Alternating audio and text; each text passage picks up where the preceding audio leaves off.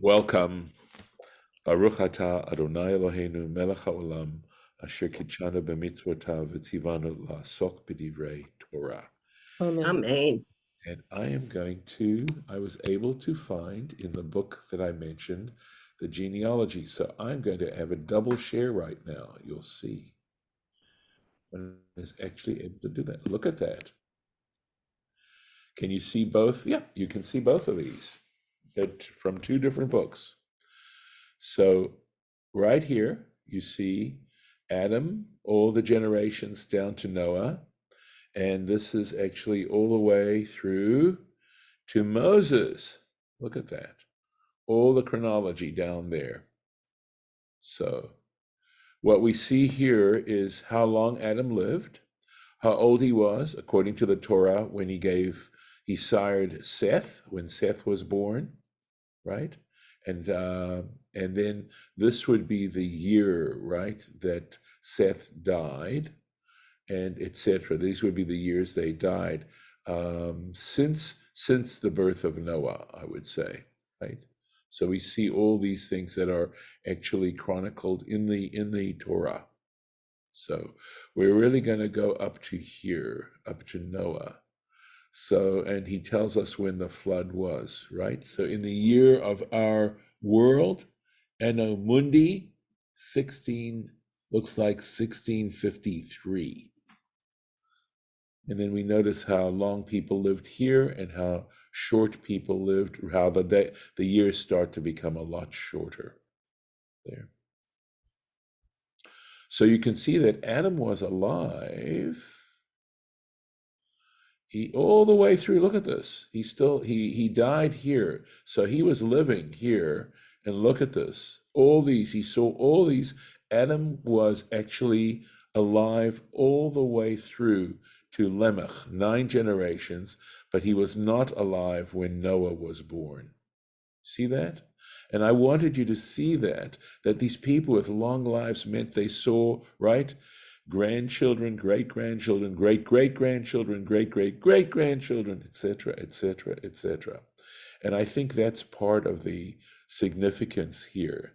But I don't believe we've talked about the fact that the Torah chronicles people living for such a long, long time. And of course, better minds than mine have tried to deal with this particular phenomenon and to see that it's actually was something that happened. And the best I can come up with, quite honestly, is that the whole issue of aging is an interesting issue, because if cells essentially reproduce themselves, then what is it? What is it that causes our lives to shorten, and the fact that we wear out? And I think essentially the conclusion was a lack of purity. In other words, that there are impurities that are absorbed by the body and that affect the production of the cells, et cetera, et cetera. And for those of you who don't live in Sonoma County or in the North Bay area, there's actually an institute called the Buck Institute that is devoted to longevity, that actually scientifically studies aging and what causes it, et cetera, et cetera. And as I said, the issue seems to be the impurities that we breathe in or that we consume. In other words, the assumption was that the things that we take into our bodies are what actually eventually shorten our lives. And the other piece that I would say is that also the lack of exercise. And apparently in Tibet, in the people who lived in the Himalayas, because they're walking up and down these mountainsides, are getting a lot of course, cardiac stimulation and exercise, and the air there is quite pure, and their diet is a very simple diet. And honestly, apparently, they live well past 100. This is not something that is unusual for them there.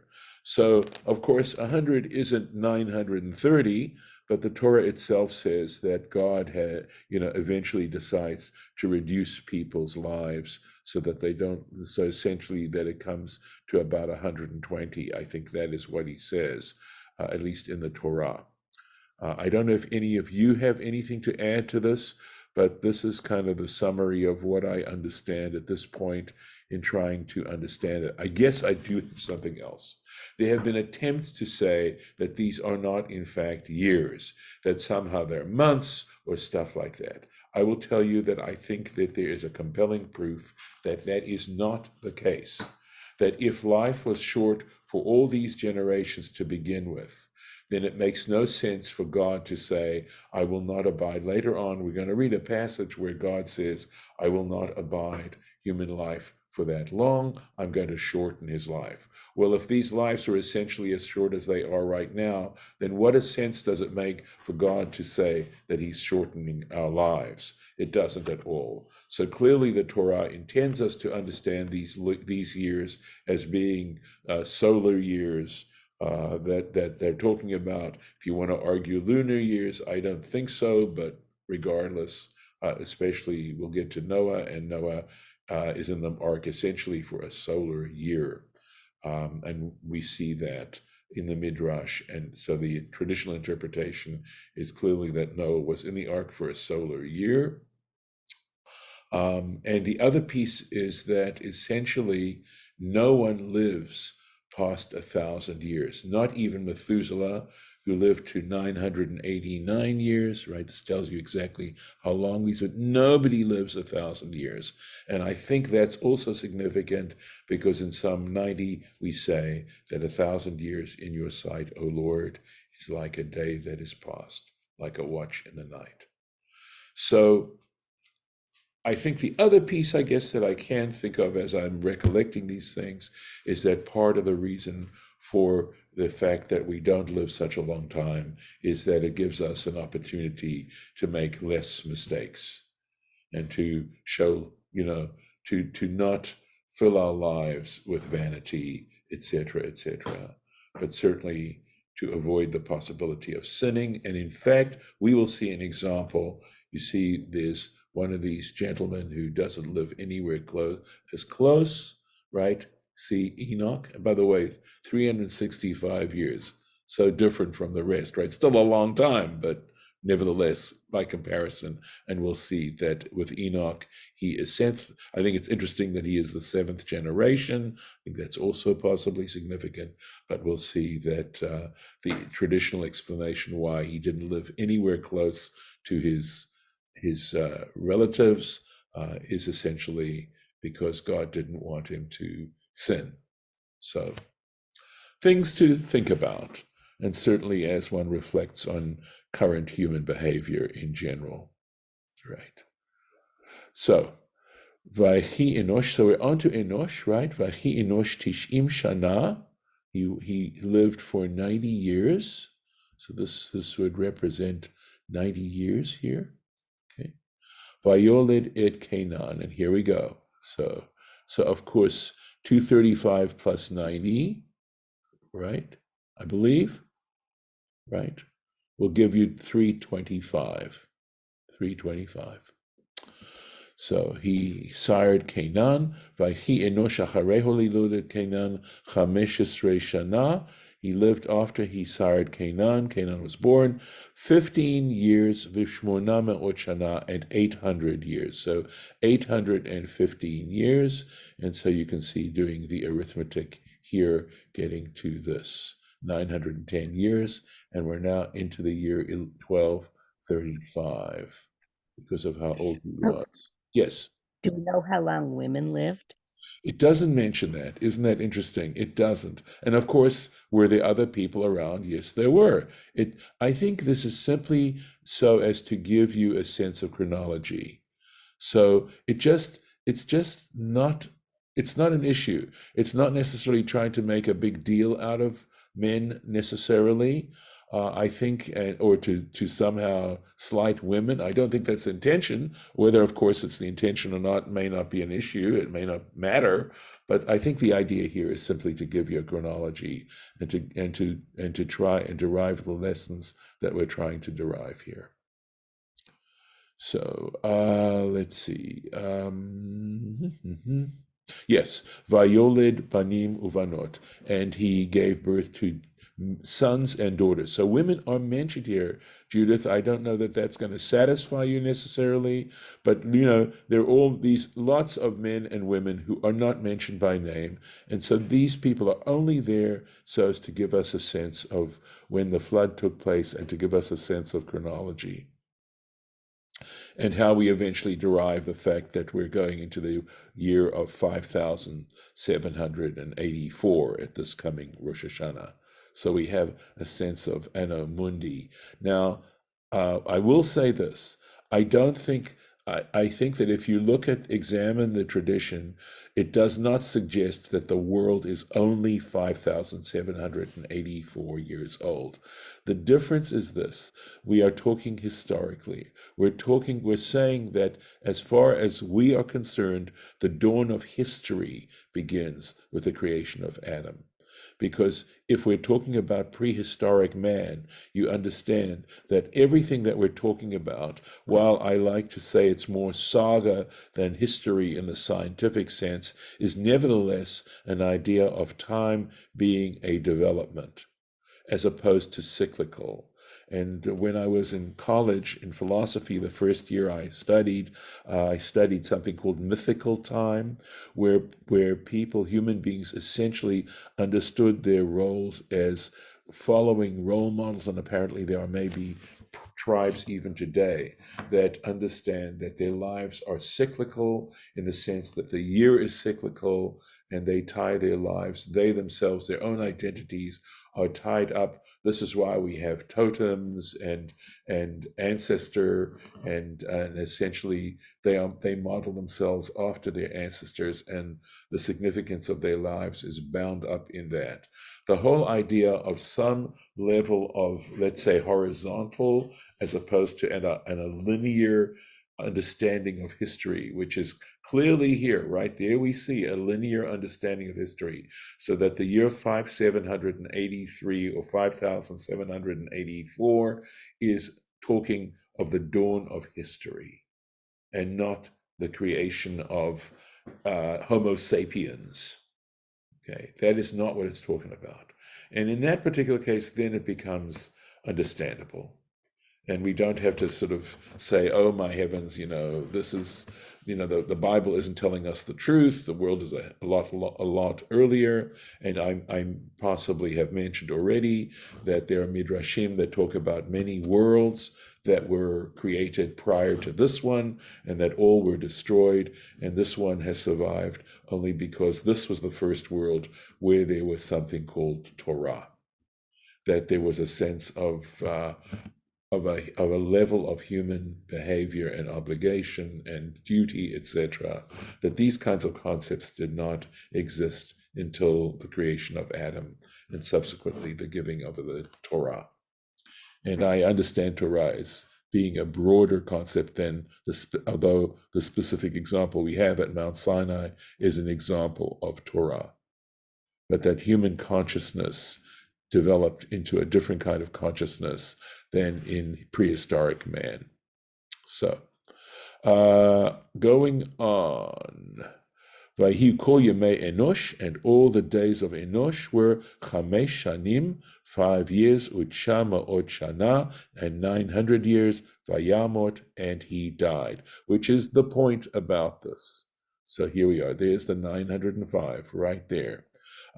This chart, by the way, comes from I think the name of the book is the Essential Torah, and it's a translation by Rabbi Aryeh Kaplan, and he is the one who created this chart that I have in front of you, and I took a picture of it. So after Canaan, we have Vaychi Canaan Shivim Shana. Canaan lived for 70 years. Vayolid et Mahalalel, and he sired Mahalalel. You look at this, I mean, he's following this carefully, right? Vayhi Kenan achareho lido et Mahalalel, and Kenan lived after he sired Mahalalel, Arba'im Shana, 40 years, Ushmone Menot Shana, and 800 years, Vayolid Banim Uvanot, and he sired sons and daughters. So the world is becoming populated. But look at this. I mean, there's no other narrative than they lived, they begat, and that's it. Yes. Rabbi, why does why are we picking out just certain people? I can't understand that. Is there geology coming up somewhere that Abraham will eventually there? Yes. We are talking about the way they're defining generations. That's what we're trying to do. And we're going to point out that there were 10 generations from Adam to Noah. And then, of course, we get the long story about Noah. And there are also 10 generations from Noah to Abraham. Right? Oh. Okay. See, Noah is number 10. Abraham is number 20. So there are 10 generations between these people, the people whom the Torah is then going to, give us details about, that the narration and the significance of their lives. But clearly, the Torah can't discuss every single human being created. So essentially, remember, the Torah is trying to be a guide, trying to guide our lives. And in that sense, of course, we have a combination in a way of cyclical time and mythical consciousness and our own consciousness, where we use these people to be models in some ways for ourselves and to learn lessons from them. So onwards, I believe we're here. Vaychi Mahalalel chamesh shanim v'shishim shana. Mahalalel lived for 5 years and 60 years, so 65 years old. Vayoled et Yared, and he sired Yared. Yared is a pausal form of Yered. That's why that's his name. Vaychi Mahalalel achareho lido et Yered, 30 shana u'shmoneh ma'ot shana, vayoled banim uvanot. Notice, by the way, the pattern being developed. So this is more like a chart, like a verbal chart. And of course, Rabbi Kaplan has made the chart based on the verbiage. So Mahalalel lived after he begat Yered 30 years and 800 years, Vayoled Banim Uvanot, and he begat sons and daughters.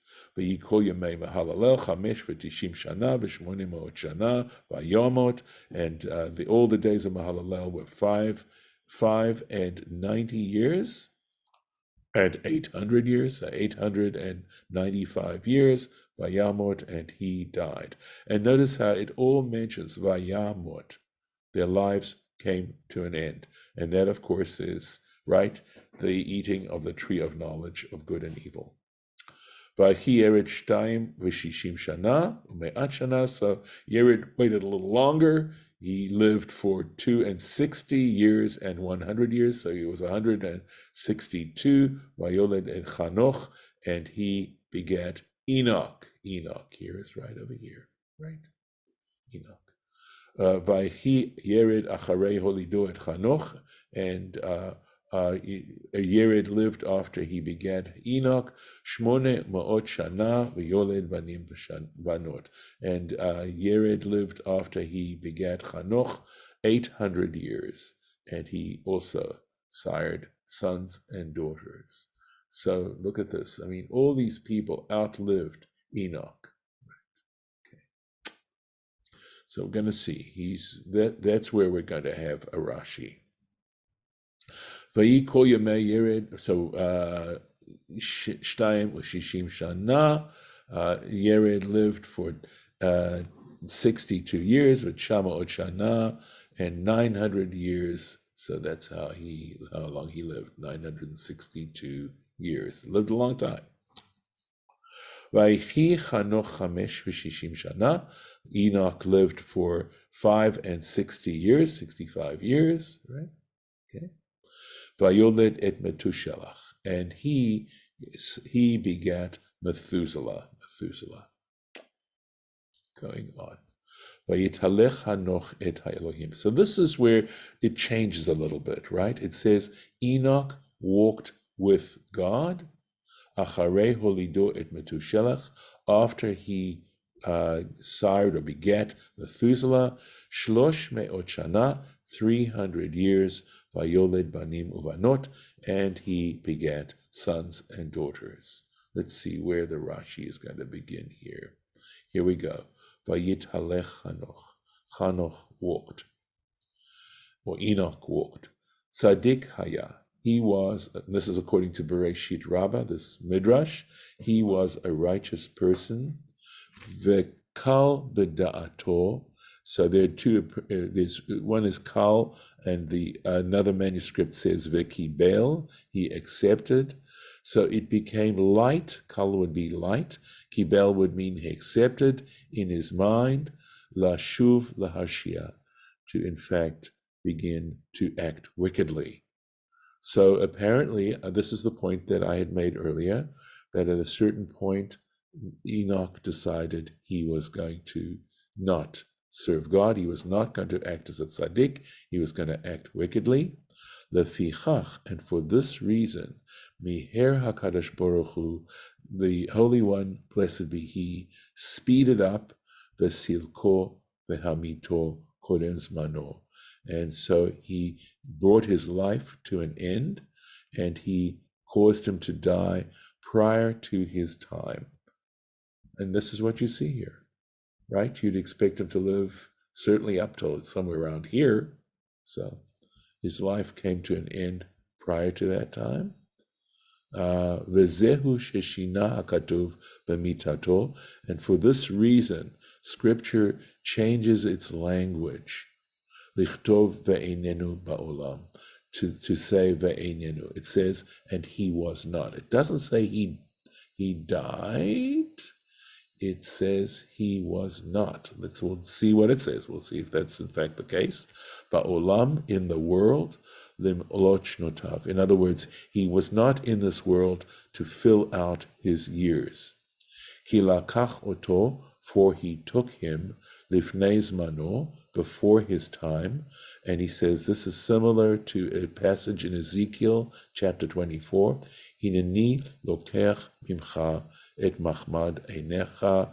Behold, I will remove from you that which you desire, what you desire in your eyes, which essentially would sound like it's saying that Rashi's understanding, the tradition is understanding this as meaning that people are going to die in that situation. After all, Ezekiel is talking as a prophet about the doom if people continue to behave in the way they are. So let's go back into the text. All right.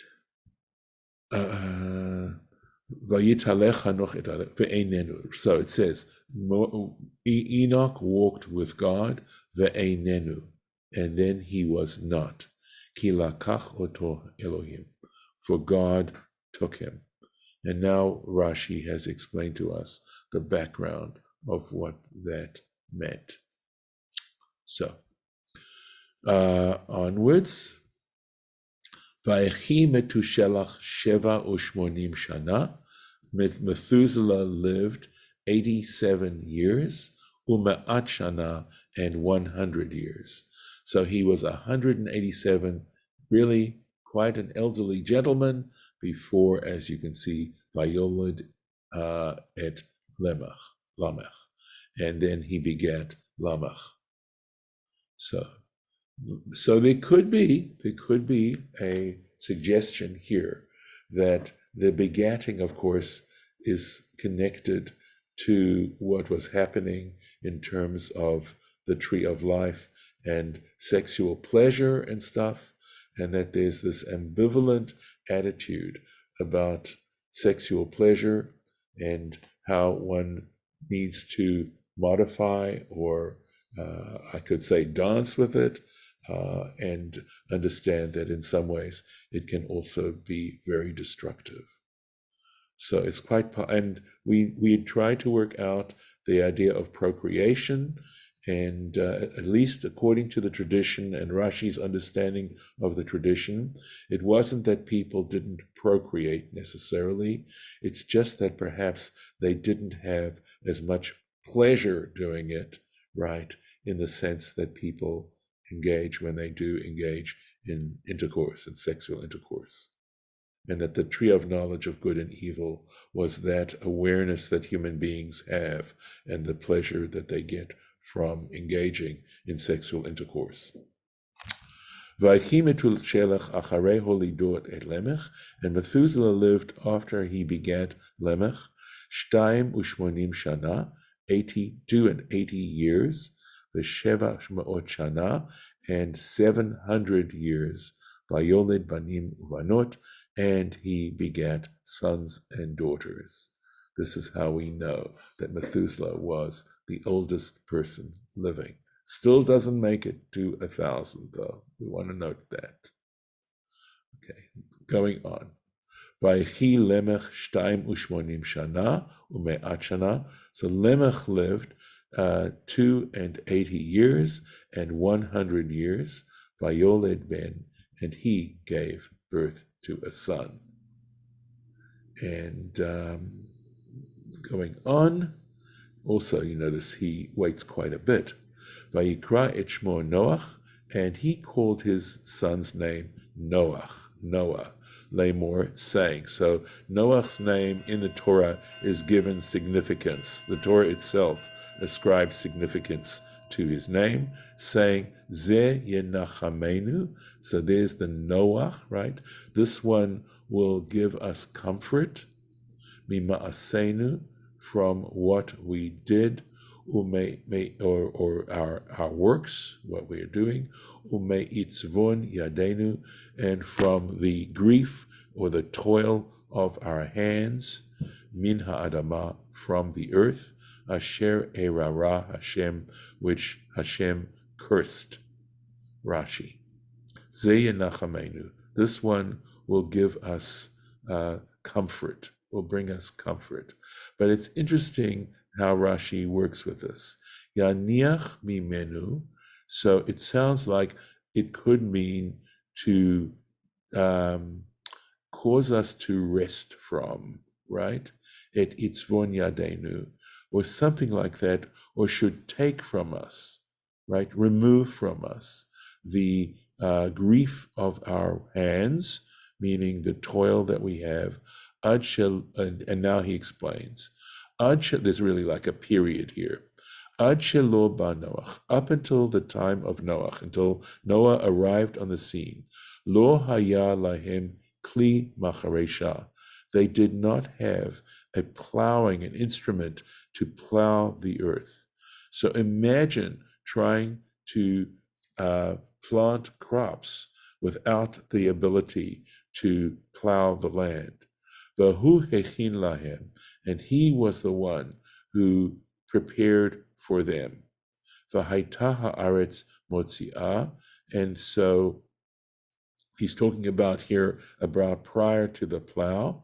Vahaita haaretz motziah kotzim v'dardarim, and what would happen was the earth would bring forth thorns and thistles, keshezorim chitim, when they would in fact sow wheat. So they'd sow wheat seed, but because the land had not been plowed properly, it wasn't just wheat they got thorns and thistles along.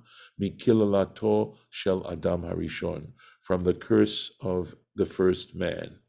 Uvimei Noach, but in the days of Noach, Nacha, so it sounds like, so Nacha could mean it rested, or somehow there weren't these thorns and thistles so much anymore. Vezehu yenachamenu, and this is his understanding, Rashi's understanding of yenachamenu.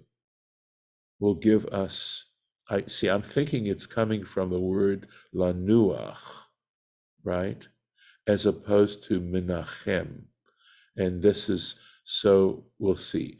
Ve'im lo tifarshehu kach, But if you don't understand Noah in this particular way, right, as more Noach, to lanuach, to rest, right? So the rest from the toil. It's not going to be so hard anymore. Kach ein ta'am halashon nofel al Hashem. The meaning of the language doesn't work well with the name. Why? Ve'ata tzarich likrot shmo Menachem. If in fact you do want to translate Noach as meaning to comfort, then his name should be Menachem. So of course I translated it that way to begin with.